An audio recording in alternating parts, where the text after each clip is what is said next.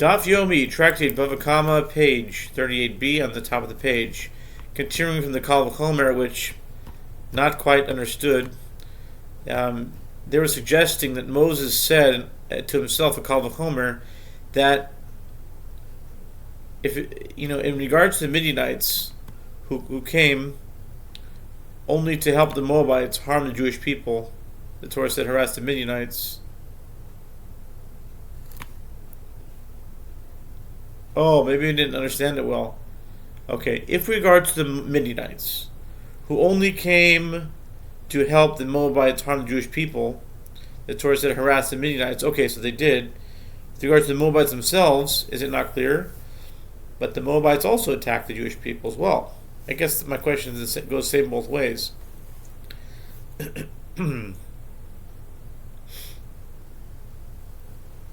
Anyway, that was a Kal V'chomer. Apparently it's a Kal V'chomer. To the counter this, the Holy One, blessed be He, said to him, that which has entered your mind has not entered mine, because I have two virtuous fledglings, Pridot, two girls to extract from them, Ruth the Moabite, who will be the foremother of the dynasty of David, and Naamah the Ammonite, Solomon's wife. Midianite is Ammoni? Maybe. I don't know. Why'd they jump to Ammon? They're just talking about Midian. Anyway, Naamah the Ammonite, Solomon's wife, from whom the continuation of that dynasty will emerge. For the sake of these women, the Moabites and Ammonites must not be destroyed. Ula continued, and are these matters not inferred from a Kal V'chomer, an a fortiori argument? If for the sake of two virtuous women, the Holy One, blessed be He, had pity on two large nations and did not destroy them, then if the daughter of my teacher, Rav Shmuel Bar Yehuda, was righteous, and she had the potential for something good to emerge from her, is it all the more so clear that she would have lived? I don't get that one either, but anyway. Having mentioned the Moabites and Ammonites, the Gemara cites that Rav Chia Bar Abba says, that Rav Yochanan says, the Holy One, blessed be He, does not deprive any creature of its reward. He rewards every person for his good deeds, and provides reward even for using pleasant speech by using euphemisms. As with regard to the descendants of the elder of the two daughters of Lot, who said that the name of her son, whom she conceived with her father, would be Moab, meaning from father.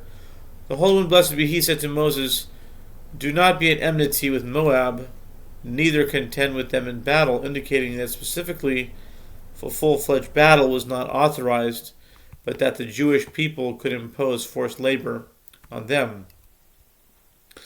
By contrast, with regard to the descendants of the younger daughter, who said in her son's name would be Ben Ami, meaning son of my nation, merely alluding to the fact that she conceived him through an incestuous union, the Holy One, blessed be, said to Moses, and when you come near against the children of Ammon, do not harass them, nor contend with them. Deuteronomy 2:19. In other words, do not contend with them at all. Do not even impose forced labor upon them. This additional prohibition was a reward for her employing a euphemism when naming her son. Okay. This is an interesting point. It answers a very big question I had from some urban legend, or maybe not legend, a story they tell about some rabbi who had a dream, and the daughters of Lot came to him. That contradicts this, because in that dream, they actually were rewarded for being open about it. But here, it's saying the opposite. It's saying you're getting rewarded for being more secret about it. So it's hard to say. There's contradictions. Stiros minei ube. Anyway, continue. And with regard to the daughters of Lot, Rabbi Chia bar Abba says, that Rabbi Yehoshua ben Korcha says, a person should always hasten to perform a mitzvah as due to the one night by which the elder daughter of Lot preceded the younger daughter with the intention of performing a mitzvah by bringing children into the world. She preceded her by 4 generations in having her descendants enter into the Jewish people. They are Obed, the son of Ruth the Moabite, Yishai, David, and Solomon, whereas the descendants of the younger daughter did not join the Jewish people until Rehoboam, Solomon's son, was born, as it is written, and his mother's name was Naamah the Ammonite. 1 Kings 14:31. The sages taught with regard to the ox of a Jew that gored the ox of a Samaritan, the owner is exempt from liability. But with regard to the ox of a Samaritan that gored the ox of a Jew, the Samaritan's ox was innocuous. If the Samaritan's ox was innocuous, he pays half the cost of the damage, and if it was forewarned, he pays the full cost of the damage. Accordingly, the halakha with regard to Samaritans is not identical to that of a Gentile, who is liable to pay the full cost of the damage, even for the act of an innocuous ox. Rabbi Meir says, with regard to the ox of a Jew that gored the ox of a Samaritan, the owner of the ox is exempt from liability. And with regard to the ox of a Samaritan that gored the ox of a Jew, whether it was innocuous or forewarned, the owner pays the full cost of the damage like a Gentile. The Gemara asks, is this to say that Rabbi Meir holds that Samaritans are converts who had converted due to fear of lions? The original conversion of the Samaritans was under duress and consequently meaningless, and therefore he assigns to them the same status as Gentiles with regard to liability for damages. And the Gemara raises a contradiction to this suggestion from a Mishnah in Nida 56b. All blood-stained clothes, presumably from menstrual blood that come from the city of Rechem, are ritually pure, since most of the residents there are Gentiles, and the bloodstains of Gentile women are not ritually impure. You could read that in 2 ways, But again, I'm just reading the Talmud. Nevertheless, Rabbi Yehuda deems them impure because, in his opinion, the inhabitants of Rechem are converts who are mistaken. They converted, and they do not observe the mitzvot because they have forgotten Judaism. He holds that since they are halachically Jewish, their blood is ritually impure. Blood-stained clothes that come from among Gentiles are considered pure with regard to blood-stained clothes that come from among Jews or from among Samaritans.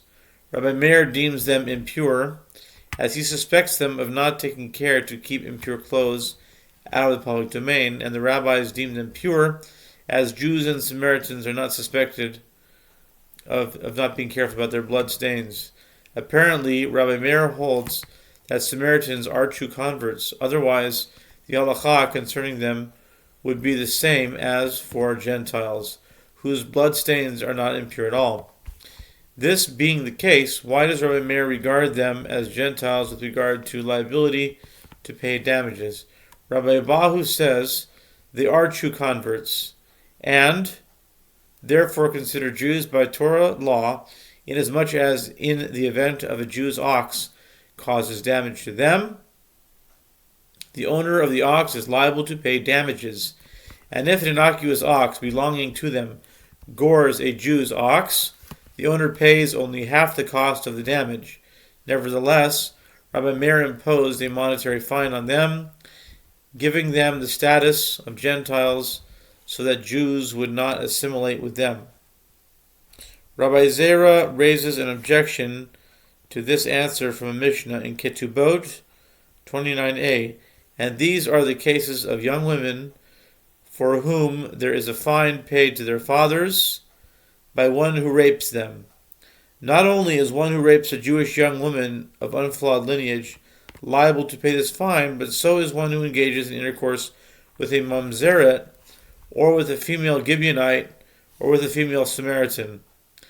Rabbi Zera states his objection, and if it enters your mind that Rabbi Meir imposed a monetary fine on them to render them like Gentiles, so too let us fine a Samaritan who was raped by rendering her ineligible to receive the fine for rape, so that people will not consider them regular Jews and will not assimilate with them. Abaya said, according to Rabbi Meir, the reason the sages did not revoke this fine is in order to be continued.